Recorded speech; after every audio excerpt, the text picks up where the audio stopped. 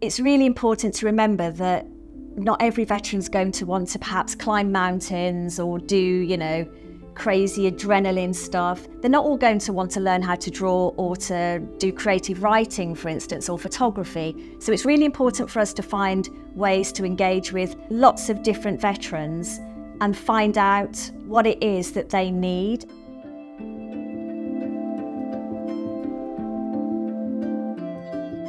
Get in the Game is aimed at reaching gamers who've served in recent conflicts.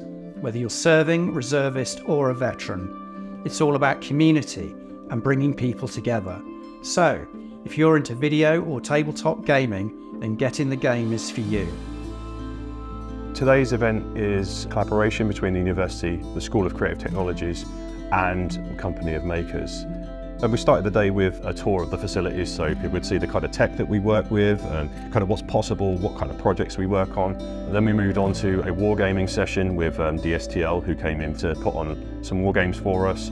So people got to see the kind of design side of things and how professional level wargames look.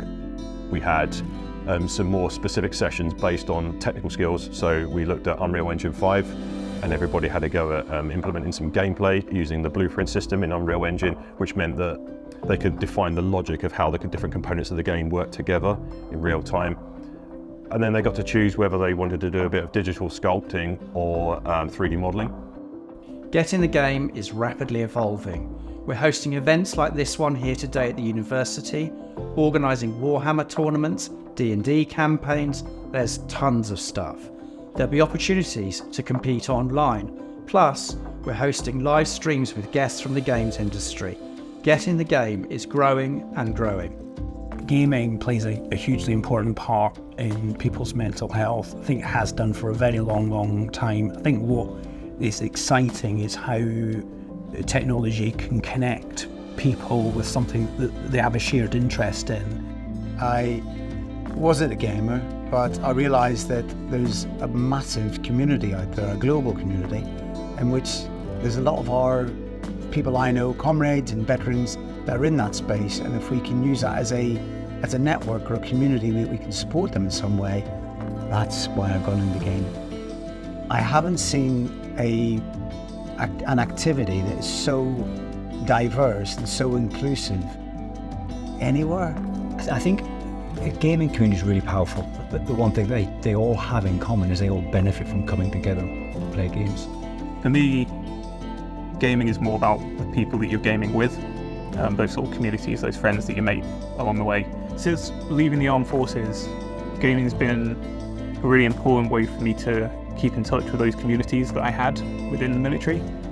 Because I was sceptical to start with, what has surprised me has been just what a big industry it is. And therefore the ability for veterans to get involved actually was considerably easier than I thought, particularly when I learned that the three services, which I didn't know before, had what they call esports teams. In other words, they actually competed it. Today's been incredible. I've got a big interest in sort of all the virtual production and the gaming and the sort of behind the scenes of things. It's brilliant if loads of people get involved and, get something out of it. It can be different things for different people. But for me personally, it's about finding that one person who really needs some support, who could really benefit.